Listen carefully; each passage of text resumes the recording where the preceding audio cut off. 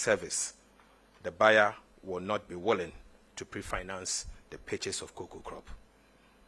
Alternatively, the previous syndicated loan model requires that Cocoa Board sells forward most of the raw beans to lock in the contract, which repays the loan and serves as collateral as well. This system did not allow Cocoa Board to optimize prices on the market. In addition, the use of raw beans contract as collateral for the loan meant that Ghana could not optimize its installed capacity for processing. The new financing model will utilize domestic cocoa beans to purchase cocoa.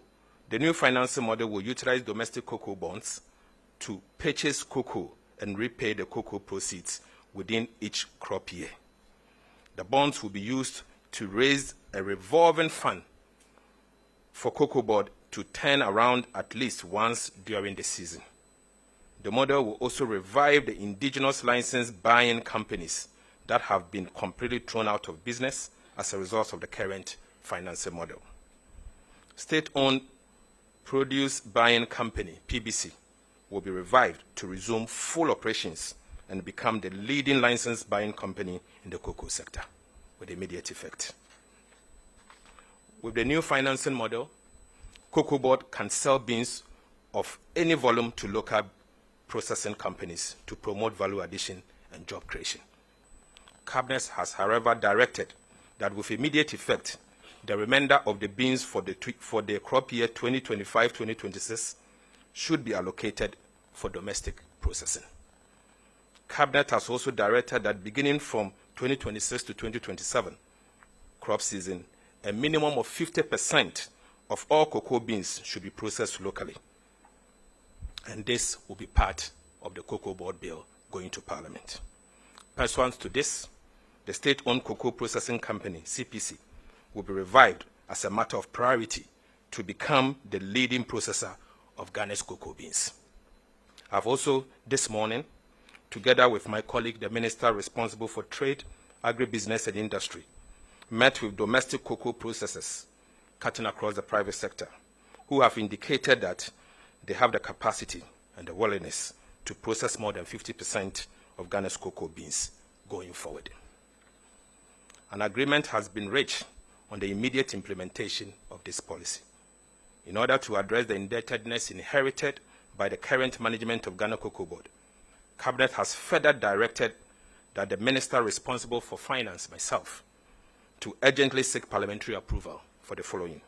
One, to convert the legacy debt of about 5.8 billion Ghana cedis owed to the Ministry of Finance and Bank of Ghana.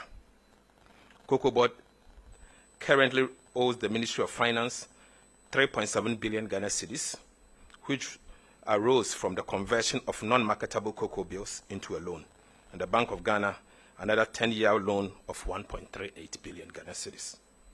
The debt conversion will restore positive equity and boost the international and local market to support the operations of the Ghana Cocoa Board. This will strengthen the balance sheet, obviously, of Ghana Cocoa Board to enable it implement its new financing model and the reforms. Cabinet has also directed that, with immediate effect, there should be a transfer of road liabilities worth 4.35 billion Ghana cedis to the Ministry of Roads and Highways and the Ministry of Finance. From 2014 to 2024, Cocoa Board owed cocoa contractors.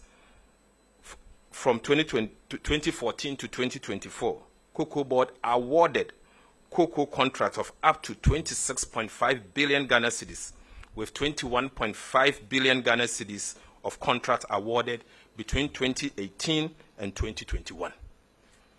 Despite an agreement under the IMF program in 2023 to rationalize Cocoa Board's commitment of 21.7 billion Ghana cedis to 6.9 billion, the previous board and management of Cocoa Board failed to conduct this exercise. The exercise has subsequently been completed under the supervision of the Ministry of Finance and the Minister responsible for roads. The Minister of Roads and Cocoa Board jointly conducted this rationalization exercise to reduce the exposure on cocoa roads. Upon the completion of the exercise, the total exposure of 21.7 billion Ghana cedis has since been reduced to 4.35 billion Ghana cedis. Cabinet has directed that the liabilities of the 4.35 billion be transferred to the Ministry of Roads and Ministry of Finance for payment. Cabinet noted that road construction accounts to a significant part of the financial difficulties of Cocoa Board. And this is important, let me stress. Cabinet also noted that road construction accounts for a significant part of the financial difficulties that Cocoa Board is facing at the moment. Pursuant to the earlier announcement that I made in the course of last year, the new cocoa bill that is going to Parliament will now prohibit Cocoa Board from such quasi-fiscal expenditures and other non-core expenditures going forward. And it will come with punishment if they ever do so. An announcement as you recall, that I made an announcement in the 2026 budget that government of Ghana has secured a $500 million World Bank facility to construct agricultural roads, including cocoa roads. This particular intervention will take over the construction of cocoa roads going forward. To ensure accountability and transparency in the management of Cocoa Board and the cocoa sector as a whole, Cabinet also directed the Attorney General to commission concurrent forensic audit and criminal investigation into the activities of Cocoa Board over the last 8 years. And I repeat, Cabinet also directed the Office of the Attorney General to commission concurrent forensic audit and criminal investigation into the activities of Cocoa Board over the last 8 years.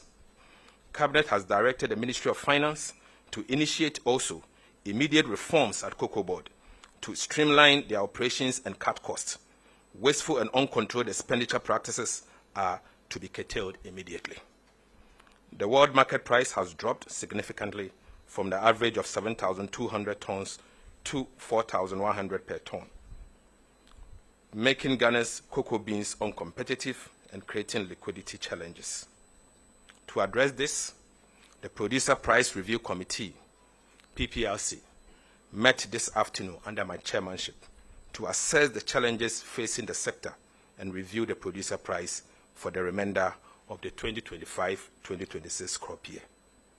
In order to cushion the farmer, the PPRC has recommended that the farmer be paid 90% of the achieved gross FOB of $4,200 per ton to mitigate the adverse impact on the farmer as a result of the fall in the world market price. As a result of that, the PPRC thereby announces that effective today, Thursday, 12 February 2026, the new producer price for the remainder of the 2025-2026 crop season will now be 41,392 Ghana cedis per ton and 2,587 Ghana cedis per bag. This measure has become necessary to reflect the reality of the world market price of cocoa, ensure the injection of immediate liquidity for expedited payment of farmers, and guarantee the sustainability of our cocoa sector. In conclusion, government wishes to convey its sincere appreciation to the Ghanaian cocoa farmer and all stakeholders for their forbearance and sacrifice over the years. Cocoa has always been the mainstay of our economy, and wish to assure them that these reforms will protect the interests of the cocoa farmer and the cocoa sector. In fact, we strongly believe this will transform the industry. Thank you very much for your attention.